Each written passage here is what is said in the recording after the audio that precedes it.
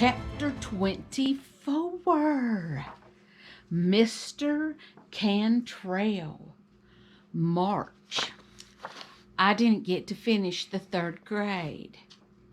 I got swats for everything. I told Mr. Cantrell he was stupid for giving me swats. That got me 10 more swats. It really wasn't my fault that Elmer and Adam and the other students' arithmetic problems were more fun to do than mine. He gave me a F in arithmetic for not doing my 2nd grade work. I figured if I could do the older work, I should just get an A. He's a big stupid meanie. A big fat stupid meanie. And I told him so. And I slammed the door on my way out. So instead of going to school every day, like Pa and Ma probably expected, I went to Mayor Driscoll's office. And he gave me a little table off to the side for my own desk. And he lets me make coffee. And he lets me write letters to people who write letters to him. When I didn't have letters to write, I read Blackstone. Mayor Driscoll helps me with the parts I don't understand.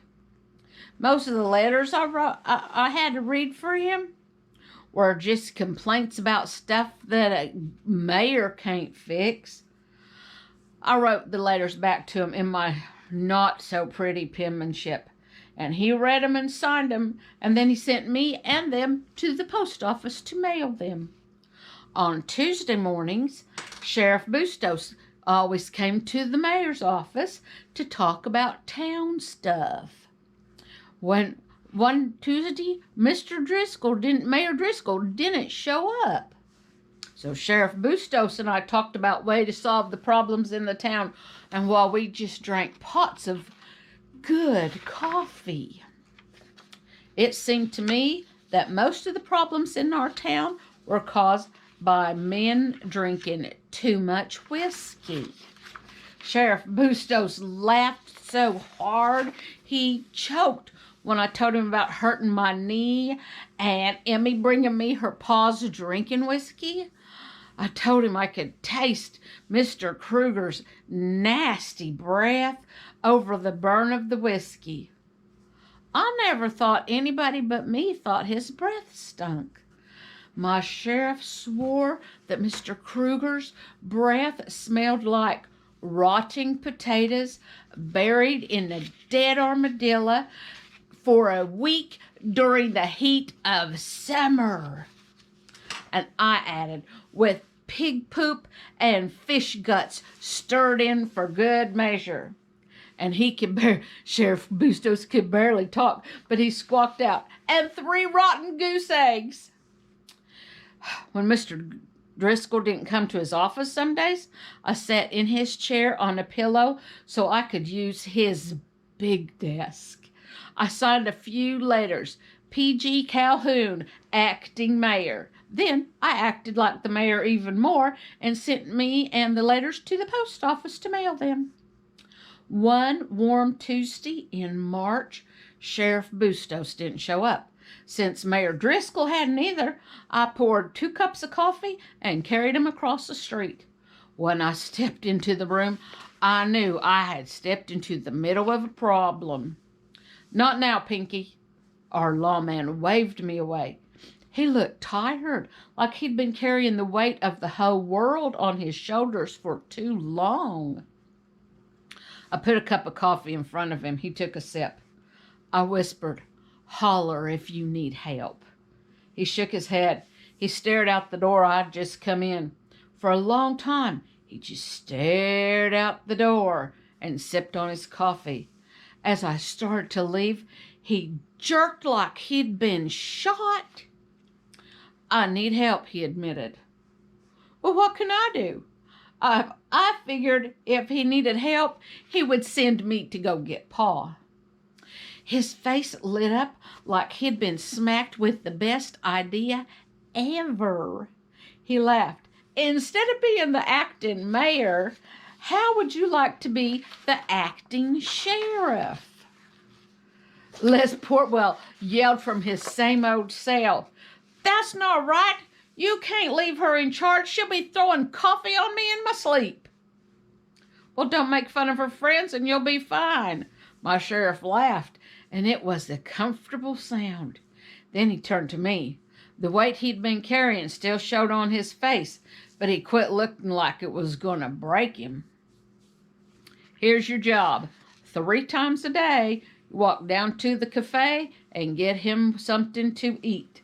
Breakfast at sunup, dinner at noon, and supper about 6. The only hard part is if someone tries to break him out of jail, you have to shoot him." He turned around and shot Les Portwell several times with his fingers. Pow, pow, pow, pow, pow. I tipped my head sideways at Les, but I asked the sheriff, "Do you want me to shoot him dead or just break his knees?" I thought Sheriff Bustos was going to bust his guts open, laughing so hard. Prisoner Portwell got grumpy and made ugly noises, and he sat down with his back toward us. I smiled at both of them before answering. "Dead it is. Let me go close my other office. I'll be back in a couple of minutes." It took more than a couple minutes. I stopped by Kruger's store, and I bought a basket and some pretty fabric and some needles and some thread. I also bought a gun and some powder and balls. If I had to shoot Les Portwell, I had to have a gun to do it. The fabric in the basket hid the revolver. It just covered it perfectly.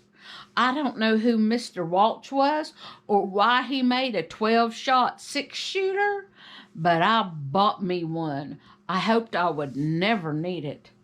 I also bought me another quire of white paper and a real metal pen like Ma's.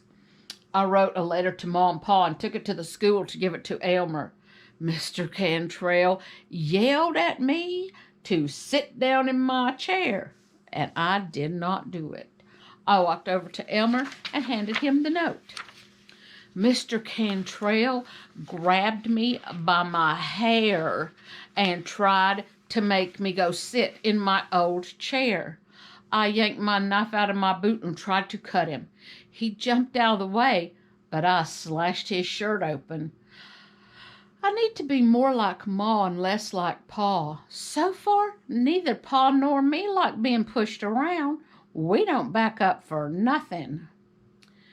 "Dear folks," I wrote, "I'm taking care of business while Sheriff Bustos is out of town rescuing Deputy Kogar. I come home when I can. If I'm dead, blame Lester Portwell. Love, Pinky." So, welcome to Stone Cabin Adventures. We're so glad you're along for the ride. Bless you. God keep you in the palm of his hand. Pray for your government, whether you like them or whether you hate them. They need more prayer. So, y'all have a wonderful, wonderful day, evening, night, afternoon, wherever it is you're at. Have a great one, and we will see you later. Remember, we love you, but Jesus loves you more. Mwah. Bye.